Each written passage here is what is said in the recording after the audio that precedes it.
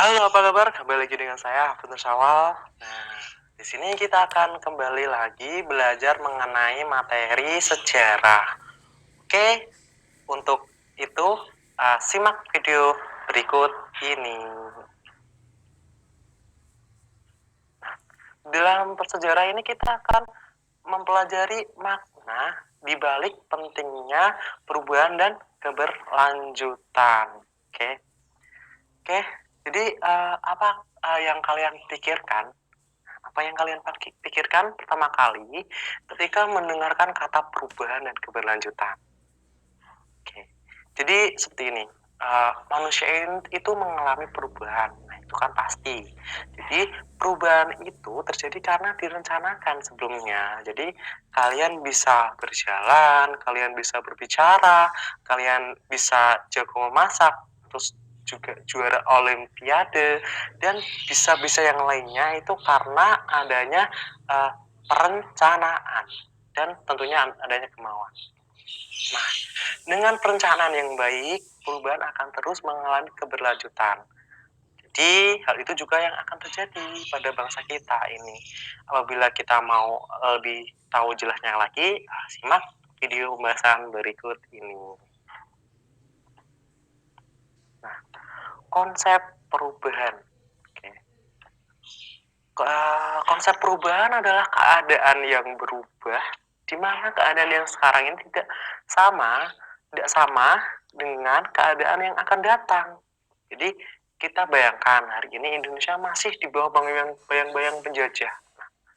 Namun dengan seiringnya waktu, kemudian sebuah kelompok revolusioner Indonesia, nah baik dari kalangan orang tua, anak-anak, muda-mudi, beserta para pemikir yang lainnya, mulai menyusun rencana dan strategi untuk mengeluarkan Indonesia dari penjajahan.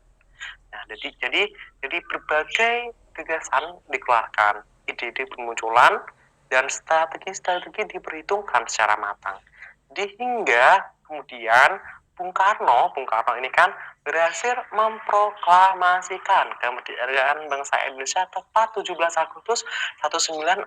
Nah, suatu bentuk perubahan dan dalam konteks ini adalah seperti perubahan dalam konteks sejarah bangsa kita.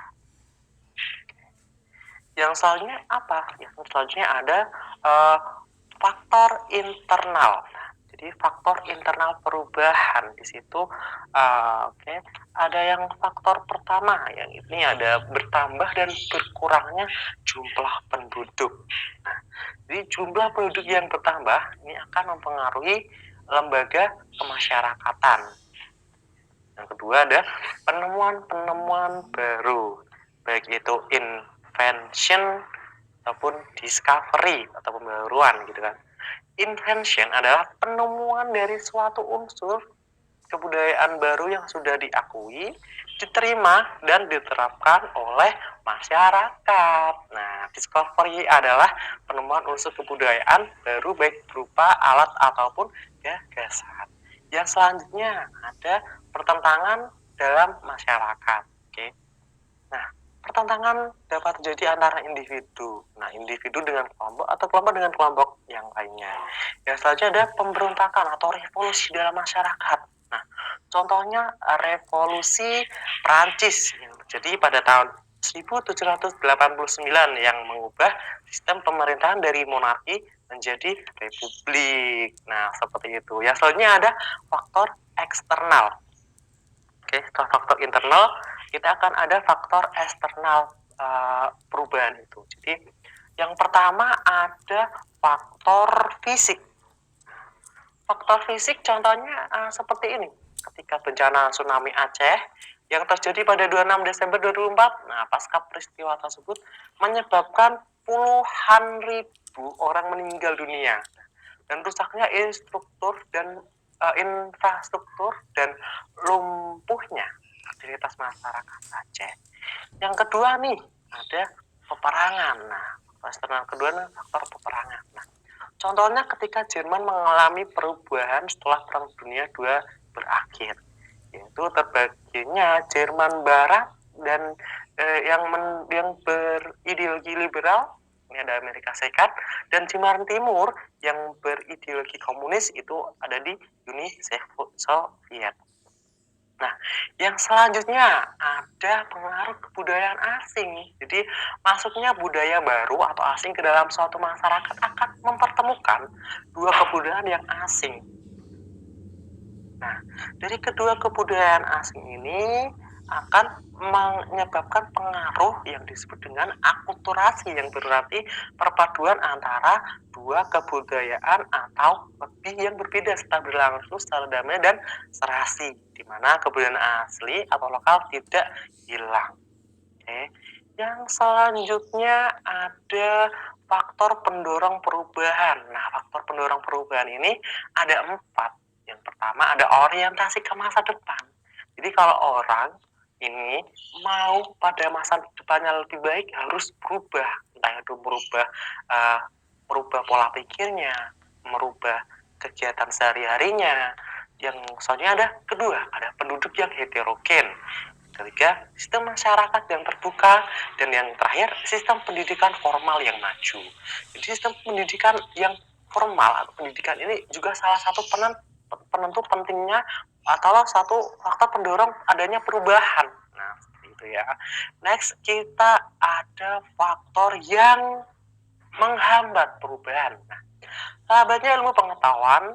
Nah, ini yang pertama. Karena tadi ada yang pendorong itu ada ilmu pendidikan formal. Nah, ini apabila lambat ilmu pengetahuan, nah ini menjadi salah satu penghambat terjadinya perubahan.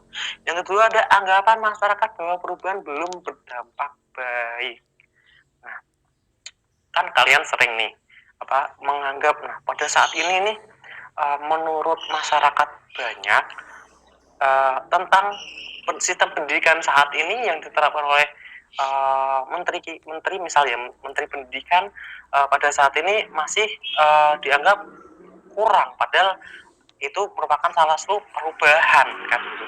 Jadi banyak masyarakat menganggap bahwa perubahan belum berdampak baik. Nah, ini salah satu faktor penghambat perubahan.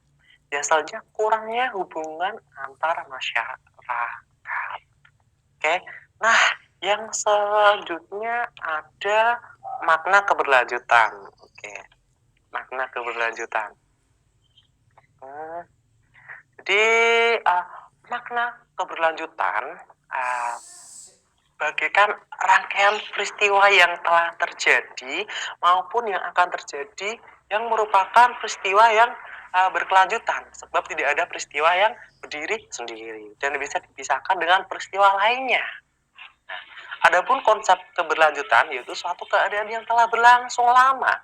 Jadi keberlanjutan dalam sejarah merupakan rangkaian peristiwa dalam sejarah yang merupakan rangkaian peristiwa di masa lalu, masa sekarang, masa depan yang tidak dapat dipisahkan satu sama lainnya. Oke. Jadi itu mengenai konsep keberlanjutan. Oke. Jadi itu saja yang dapat saya sampaikan. Oke. Lebih dan kurangnya saya ucapkan terima kasih telah menonton sampai selesai video ini. Dan jangan lupa klik like, komen, dan subscribe di channel ini. Saya Ibnu Sawal, pamit. Wassalamualaikum warahmatullahi wabarakatuh.